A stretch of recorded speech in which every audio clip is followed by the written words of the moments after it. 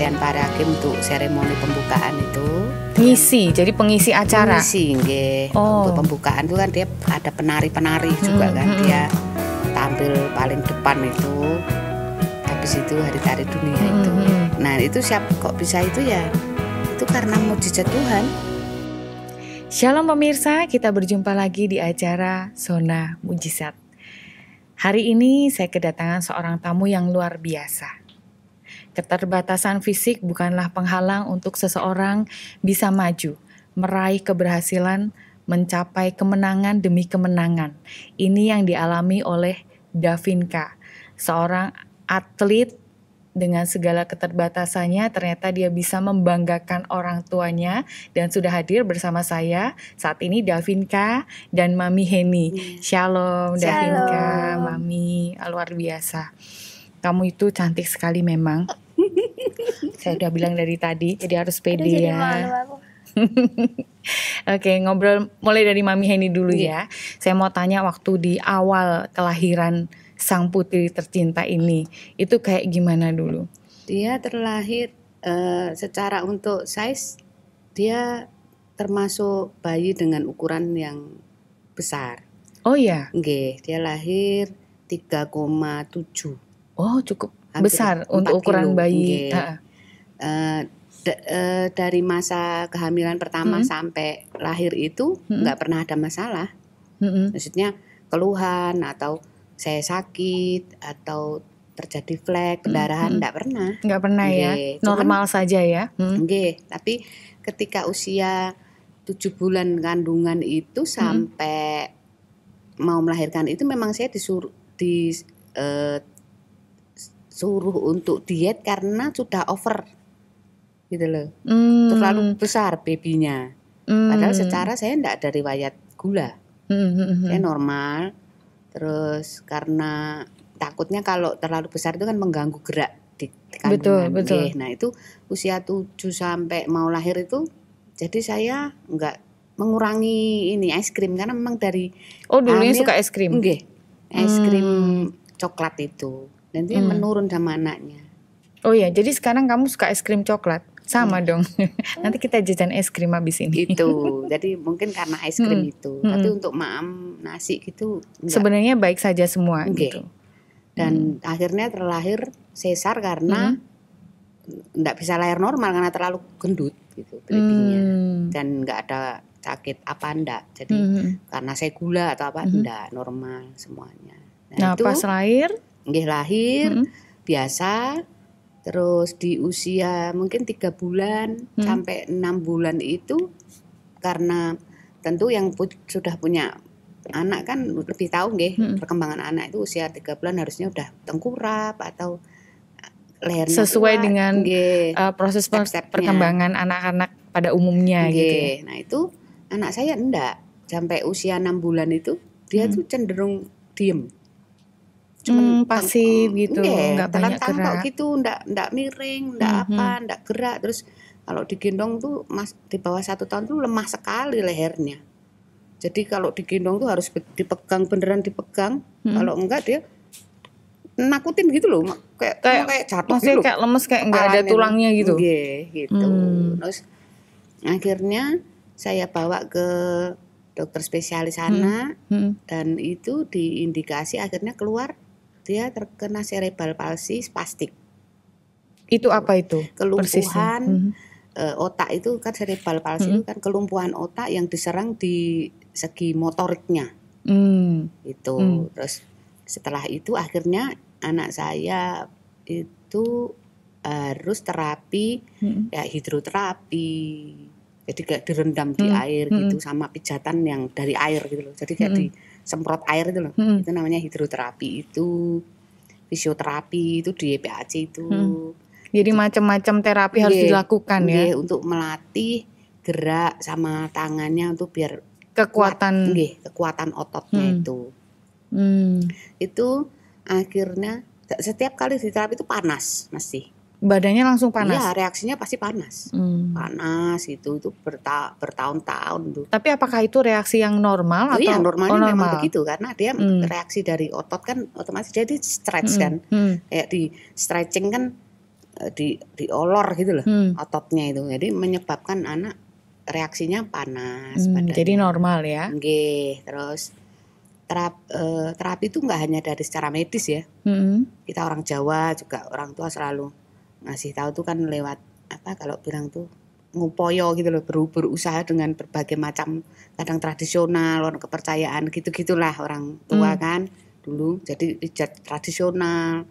Oh, dipijat maksudnya? Pijat orang orang sepuh gitu loh, apa namanya? Oh ya.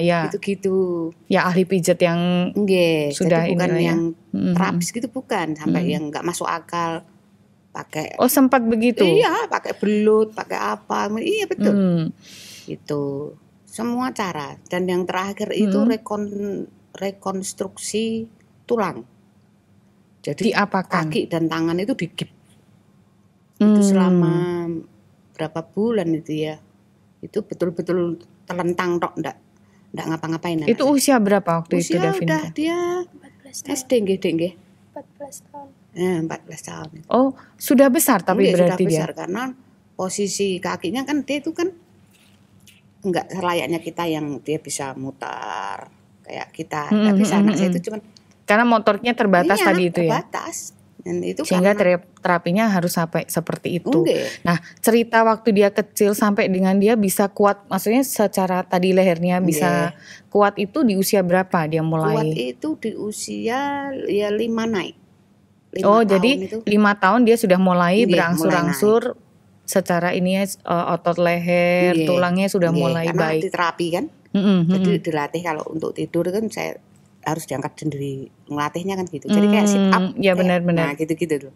Itu dan saya berusaha maksimal untuk tulang tuh kan saya kasih vitamin untuk tulang, susu juga nggak berhenti.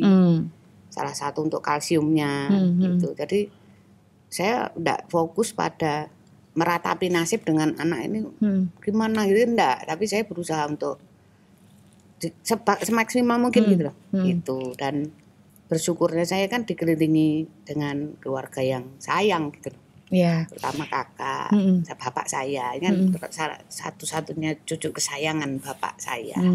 Tuh. Nah, Davinka, waktu kamu di terapi ya usia 45 itu kan mulai terapi tuh ya. Dari 6 bulan. Nah, kamu kan udah mulai ngerasa ini, sakit gak gitu waktu kamu mulai terapi-terapi itu? Sakit. Sakit. Terus kamu, tapi yang kamu lakukan gimana? Tetap nurut gitu atau nggak usah aja gitu? Manut. Oh, manut ya? Ya puji Tuhan untungnya anaknya manut ya. Sehingga hasilnya kelihatan nih, sudah mulai kuat, makin kuat gitu kan. Terus kalau saya dengar dari kesaksiannya kan juga dibawa ke gereja, sering dibawa ke gereja. Itu gimana ceritanya? Itu berawal 2010, kan dulu saya di Surabaya. Jadi 2010 saya kenal lewat kakak saya, mama ini itu. Saya diajak ke gereja. Terus dengan kondisi ini kan kalau kita terhanyut dengan kondisi ini hanya aduh anakku gini kok gini, itu kan enggak habis-habis. Jadi akhirnya penghiburan kita hanya di gereja. Ikut KKR. Dulu masih ada Saturday presenter, gitu-gitu. Rajin sekali sama kakak saya itu. Ikut selalu ini kakak saya sama suami anaknya, saya sama anak. Jadi kalau ke gereja itu kayak rame-rame satu RW ikut semua. Rombongan satu RW.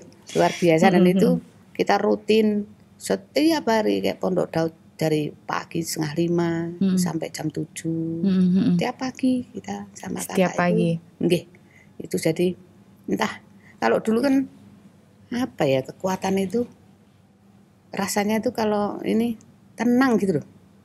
Jadi enggak kefokus gini meratapi, enggak, tapi rasanya itu tenang gitu kalau udah ini rasanya udah datang ibadah gitu rasanya tenang. Selalu rutin kayak untuk minyak urapan minta didoakan ya, itu karena saya percaya itu karena ya imannya luar biasa ya. Jadi yang diteguhkan tuh setiap ketika saya down itu Pak Obaja sih yang sampai sekarang masih terngiang tuh, mahkotamu besar. Tuh, jadi dengan anak yang istimewa ini, upahnya besar itu saya merasakan sekarang, oh betul Pak baca bilang.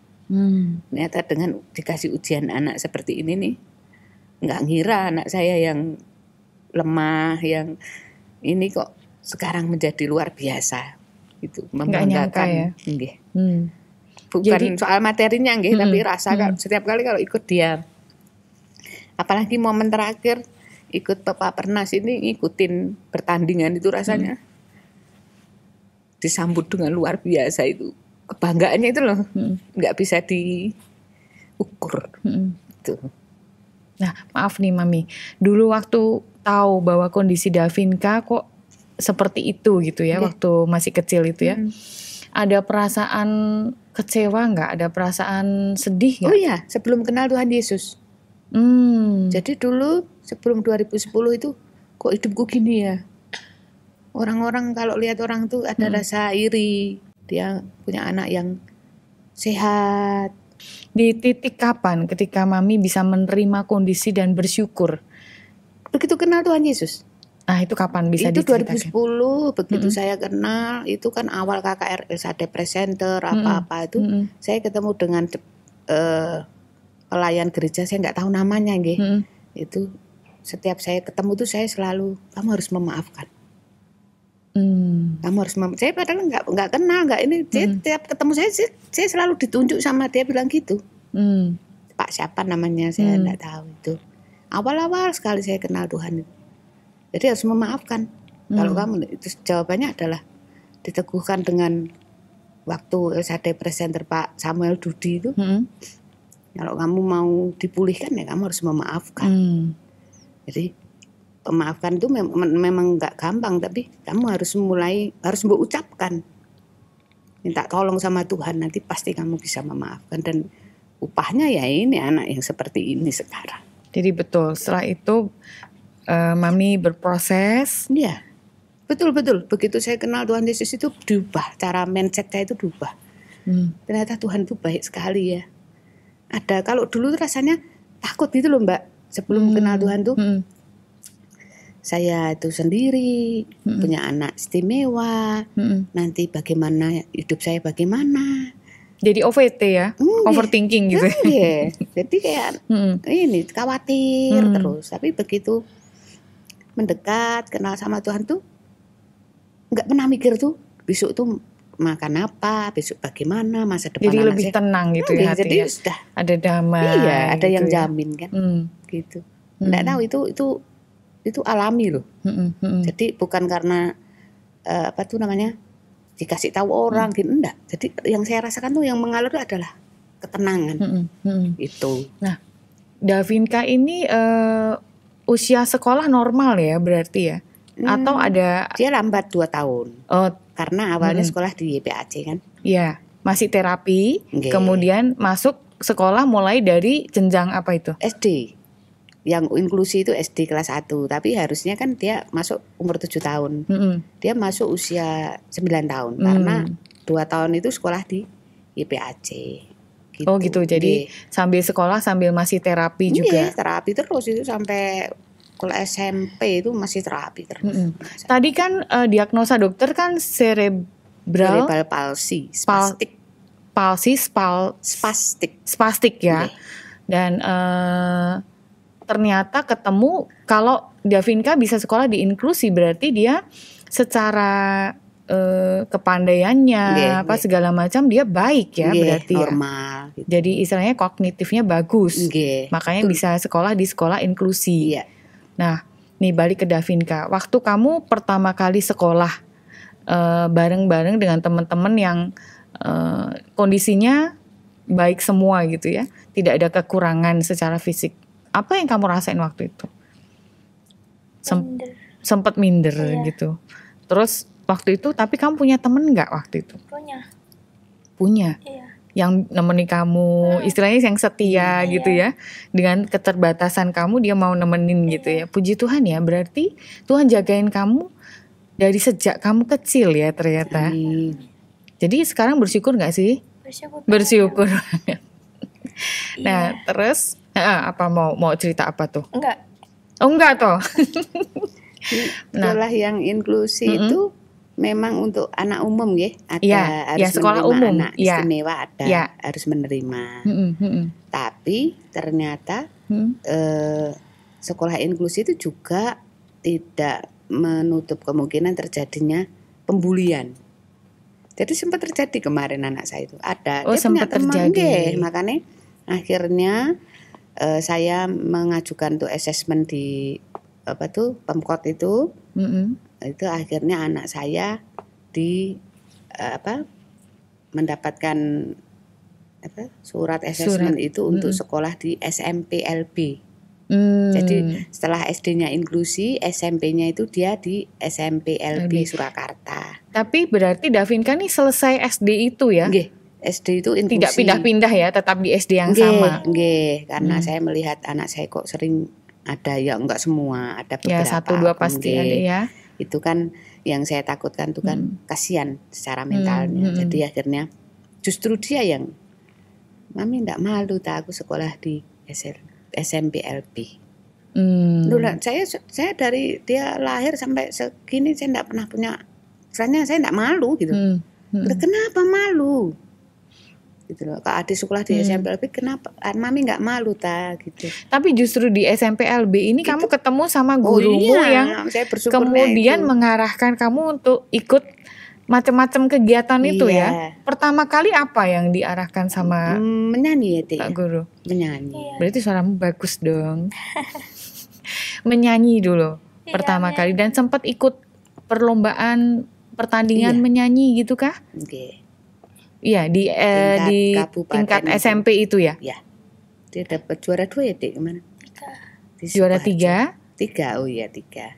Apa itu eventnya? Hari apa, Dik, itu? Ingat gak kamu? Kabupaten ya, Dik ya? Iya, tingkat kabupaten. Tapi apa namanya perlombaannya lupa. Tapi mewakili sekolah? S2N. Oh, berarti mewakili sekolah ya? Iya. Itu kan kegiatan pelajar ya kan? Iya. Nah, yang di seni, berarti kamu seni juga bagus. Kemudian dari nyanyi pertama kali itu, setelah itu apa lagi? Lomba itu apa? Sekolah bersih sehat, ngevlog. Oh ya? Iya, jagoan ngevlog juga kamu ya. Wah, Davinka nih. Jadi, tapi lombanya melalui vlog. Iya. Jadi kita bikin vlog, nanti ditunjukkan sekolahnya seperti apa. Betul. Kemudian dapat menang juga. Iya, juara 2, peringkat 2. Wow. Setelah itu apa lagi? Tampil di Semarang itu, Dek, di Dinas Pendidikan tuh. Yang itu apa tuh bidangnya? Itu hari apa ya, Dek, namanya? Menyanyi. Oh, nyanyi juga. Iya, tapi diundang ke Dinas Pendidikan Semarang apa ya, Dek ya? Tampil di. Kamu sampai lupa acaranya ya? Saking banyak ya. Banyak sekali. Jadi ada nyanyi, kemudian di ngevlog juga. Terus setelah itu ada sempat diajak nari juga ya? Hari Tari Dunia yang diadakan di Solo waktu itu. Iya. Itu gimana ceritanya? Kan secara motorik kan masih ada lemah ya, tapi bisa ikut nari loh. Itu gimana ceritanya tuh? Jadi ketemu sama Pak Guru ini terus dilatih, bagaimana cara kamu latihan? Sebelum hari tari itu kan ASEAN Para Games tuh nggih, pembukaan itu. Iya, pembukaan seremoni APG 2022. 2022. Di ASEAN Para Games untuk seremoni pembukaan itu ngisi, jadi pengisi acara. Ngisi nggih. Untuk pembukaan itu kan dia ada penari-penari juga kan, dia tampil paling depan itu. Habis itu Hari Tari Dunia itu. Nah, itu kok bisa itu ya? Itu karena mujizat Tuhan. Kok bisa terpilih orang, anak saya enggak daftar, kok bisa terpilih itu kan gimana? Ketemunya dari mana itu ya? Bisa, makanya itu. Ya, betul. Dari mana ya? Tanya Tuhan yang tahu ya, Dek ya. Kok bisa dipilih itu? Kamu juga gak ngira bakalan dipilih gitu? Iya, gak ngira. Jadi waktu kamu dipilih terus piye? Awalnya tuh kayak gurunya itu kan nge-WA kan. Daf, kamu mau ikut itu enggak? Kamu diajak Hari Tari Dunia itu ketemu Pak Sandiaga Uno. Kamu minat enggak? Oh iya Pak, enggak apa-apa gitu. seneng dong kamu waktu itu. Kok bisa ya aku dipilih, ntar ketemu juga sama orang-orang penting gitu kan ya. Itu yang di Indonesia Menari. Kemudian yang di Asian Para Games. Asian Para Games yang belum ikut seremoninya. Seremoninya itu. Nah itu juga ditawarin sama Pak Guru itu tadi. Iya. Pak Dias itu. Jadi dari situ ikut nari juga. Terus baru dilirik sama pelatih dari National Paralympic Committee itu. Itu seliting sama KONI juga. Cuman jadi setingkat KONI tapi untuk yang anak-anak disabilitas. Iya. Itu yang umum atau yang untuk pelajar? Berarti umum ya, pelajar, yang NTC campuran. Semua ada. Semua. Terus kejuaraan yang pertama kali kamu ikutin sebagai atlet apa itu? Peparpenas, bukan pelajar nasional. Di mana? Di Palembang. Oh yang di Palembang. Wow, kamu sudah sampai ke Palembang ya? Saya bahkan belum loh. Luar biasa. Apa rasanya waktu itu kamu berarti mewakili Jawa Tengah? Iya, mewakili Jawa Tengah, Solo. Mewakili Jawa Tengah sampai ke tingkat Palembang kan berarti nasional tadi ya nasional acaranya. Pelajar. Apa sih rasanya waktu itu kamu mewakili Jawa Tengah sebagai atlet? Nervous, deg-degan. Pasti, ya. Terus setelah itu kamu Davinka dapat apa waktu itu? Waktu itu di Palembang dapat 2 medali, 1 perak, 1 emas. 1 perak, 1 emas itu di cabang apa? Boccia. Nah, boccia itu apa? Mungkin banyak pemirsa yang belum tahu boccia itu apa. Boccia itu semacam apa ya? Tahu petang nggak? Petang. Iya. Wah, apalagi itu petang. Kayak bowling gitu loh. Bowling itu kan ada sasarannya ya, putih itu ya itu. Tapi itu bola. Bolanya itu kayak bola tenis. Oh, hanya sebesar bola tenis? Iya. Tapi ringan. Kayak terus dilemparkan gitu? Iya. Untuk mencapai ke sasaran itu. Terdekat. Jadi yang terdekat dengan sasaran. Iya, dengan ceknya itu dia yang paling berapa bola, punya Davinka berapa bola, punya lawan berapa bola. Melempar dari jarak tertentu ya berarti kan. Nilainya paling tinggi gitu. Dan itu untuk orang yang biasa kayaknya nggak masalah gitu ya. Tetapi untuk Davinka mungkin kondisinya bisa dijelaskan Mami. Davinka ini di Boccia ada tadi kalau Mami bilang ada grade-nya, ada kelas-kelasnya seperti apa tuh? Kalau Davinka ini kategorinya masuk ke Boccia itu dia masuk kategori BC1. Boccia itu kan ada BC1 sampai BC5. Dan anak saya ini termasuk paling banyak ketergangguannya. Karena 2 tangan terganggu, 2 kaki terganggu, 2 tangan terganggu. Itu paling dalam Boccia itu dia paling parah gitu loh. Tapi sangat bersyukur kepada Tuhan, secara kognitif dia baik.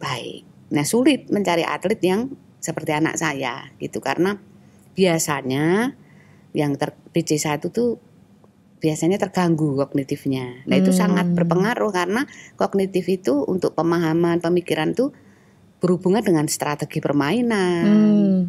Nanti bisa mengukur jaraknya, cara bermainnya bagaimana, kan itu harus butuh kepandaian. Gitu. Kalau terganggu kan sulit. Secara mungkin untuk power oke lah, tapi kalau untuk strategi permainan itu kan butuh kepandaian. Betul. Gitu. Makanya ya tepat sekali dia dengan kondisi seperti ini. Kenapa sekarang saya bisa bersyukur tuh, merasa digenapi itu adalah dibalik kelemahan anak saya itu ternyata usaha kita sebagai orang tua untuk menerapi, diobatkan ke sana ke sini kok nggak jalan-jalan gitu. Ternyata ini tuh jawabannya. Itu ya kan, itu berarti. Dan dari setiap pertandingan yang Davinka ikuti itu selalu dapat medali ya? Iya, puji Tuhan. Luar biasa loh. Jadi selalu ada pencapaiannya gitu. Entah dapatnya mulai dari yang paling jelek perunggu ya, itu nggak jelek loh. Karena dapat juara kan. Mana ada juara yang jelek kan, dari yang terendah lah ya, yang terendah itu adalah perunggu, pernah, perak juga pernah, emas pernah. Dan yang terakhir kemarin emas di ajang Peparnas Pekan Paralimpik Nasional, kamu juga ikut bertanding di situ. Dan dapat 1 perunggu 1 emas. 1 perunggu 1 emas. Dapat emas lagi loh ini. Wow. Dan saya juga dikasih cerita tadi bocoran. Kamu sudah membelikan mamah juga macam-macam. Kasih hadiah buat mamah juga. Kasih hadiah buat dirimu sendiri juga. Apa rasanya ketika saat ini dengan pencapaian yang sudah kamu dapetin? Apa sih yang kamu rasain? Senang. Iya. Bersyukur. Ya, bersyukur banget.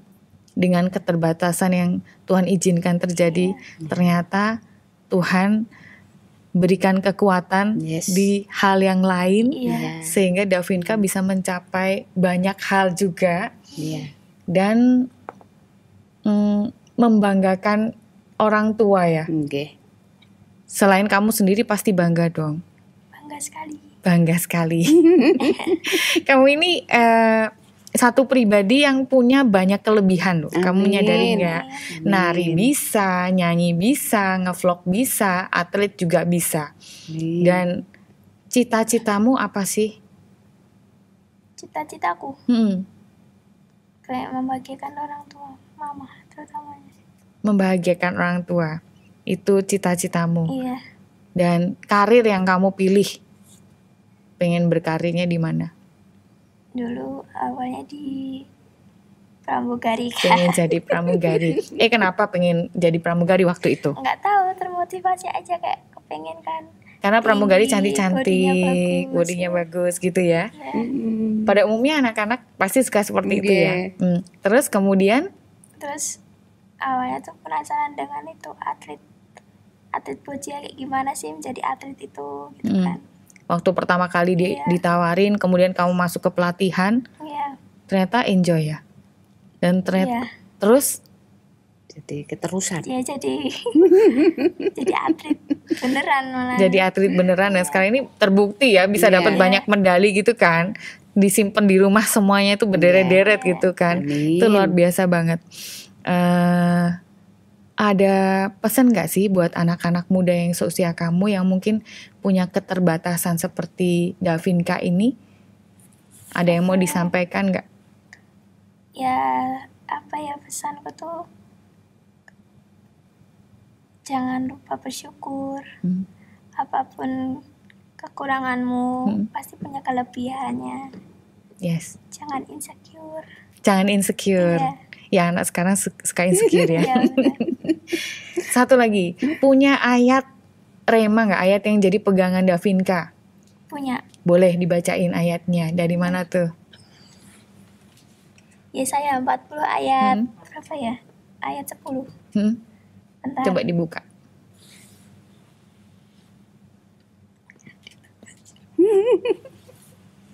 Bentar.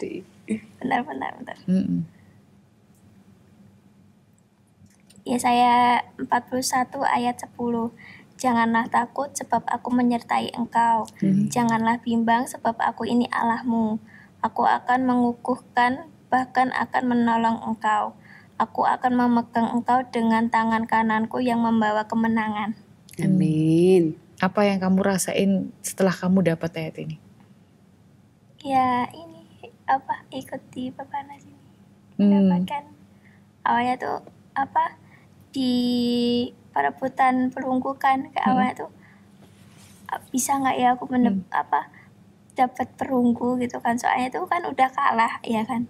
Nggak baru kayak bisa nggak gitu. Awalnya tuh kayak udah mau menyerah gitu. Terus sempat nangis juga. Terus mama bilang, kamu jangan menyerah sebelum pertandingan ini selesai. Gitu kan. Sempat nggak mau makan gitu kan. Terus dimarahin sama pelatih, kamu nggak boleh kayak gitu. Kecewa boleh, tapi nggak boleh terus-terusan gitu. Terus akhirnya kayak doa terus, Tuhan sertai aku gitu kan. bimbing aku supaya aku bisa mendapatkan perunggu. Masa pulang-pulang nggak bawa apa-apa, itu sedih gitu. Terus akhirnya ya udahlah, serahkan kepada Tuhan aja gitu kan. Apapun hasilnya yang terbaik buat kota Solo, Jawa Tengah. Itu aja. Terus hasilnya apa? Dapat perunggu kan, puji Tuhan. Dapat beneran perunggunya. Yang kemarin sempat down itu. Musuhnya dari Kalimantan itu luar biasa lemparannya. Jauh sama anak saya. Makanya dia bisa dapat perunggu tuh. Bersyukur. Ternyata begitu pertandingan berikutnya dikalahkan sama Davinka. Akhirnya. Dan ayat yang tadi Davinka bacakan itu beneran terjadi ya. Jadi sungguhan. Ternyata ayat ini bukan cuma sekedar ayat bacaan, tapi itu benar-benar terjadi dan itu dibuktikan pada saat kamu bertanding kemarin ya. Sempat kemarin luar biasa. Makanya pertandingan terakhir nih begitu secara emosi tuh menguras emosi. Saya 1 minggu tuh ngikutin sama papa itu, mama bagi tugas, nungguin anak saya ini tanding ini. Ketika dia pertengahan dari hari ketiga itu kan dia sempat down karena satu ya tekanan itu juga luar biasa kan. Yang ini tadi kejadian ini tadi sebelum dapat sebelum perunggu itu. Terus dapat firman Tuhan. Iya, kan dia sempat nggak mau makan, kan bingung kan, pelatih pendamping kan WA telepon saya, Mami ini Davinka nggak mau mandi, nggak mau makan, sempat putus patah harang lah dia. Nah itu akhirnya ya saya sama mama tuh ke gereja untuk memberi kekuatan, didoakan sama itu tadi wejangan pokoknya jangan. Iya, enggak boleh kalah sebelum tanding. Satu hal dari peristiwa ini yang bisa kita lihat bahwa dalam kehidupan, dalam proses itu kita tidak selalu berjalan ke atas, tapi kadang-kadang kita juga ke bawah. Tetapi percaya bahwa di akhirnya itu pasti selalu Tuhan angkat kita. Amin. Tuhan bawa kita di posisi yang Tuhan mau. Menang bahkan lebih dari pemenang. Itu yang harus kita pegang. Dan ayatnya luar biasa. Yesaya 41 ayat 10. Luar biasa. Wow, keren. Benar-benar cerita yang menginspirasi. Ada lagi gak yang mau Davinka tambahkan? Dari cerita ada yang berkesan banget gitu gak dari yang Davinka alami? Enggak sih, itu aja. Itu aja. Oke, terima kasih Mami Heni, terima kasih Davinka sudah hadir di sini, sudah berbagi dengan kita. Ceritanya luar biasa, sangat memberkati, sangat menginspirasi, dan saya yakin sangat menguatkan. Terutama bagi teman-teman kita yang juga mengalami atau saat ini juga memiliki keterbatasan fisik seperti Davinka. Tetapi di balik segala kekurangan, Tuhan pasti berikan kita kelebihan. Amin. Nah pemirsa, kisah yang cukup menarik bukan? Bagi pemirsa yang mungkin saat ini sedang mengalami banyak masalah, banyak persoalan, tetap percaya bahwa Tuhan kita, Tuhan yang setia. Amin. Tuhan yang selalu menginginkan anak-anaknya untuk lebih dari pemenang. Tetap percaya kepada Tuhan, tetap berdoa, tetap datang ke gereja, beribadah kepada Tuhan. Bahkan ikuti Pondok Daud, ikuti full Miracle Net Worship setiap hari Jumat, dan juga dengarkan Radio El Shaddai FM yang pasti akan semakin menguatkan hari-hari kita. Sampai di sini Sona Mujizat kita kali ini, dan kita akan berjumpa kembali dengan kisah-kisah yang semakin luar biasa. Tuhan Yesus memberkati.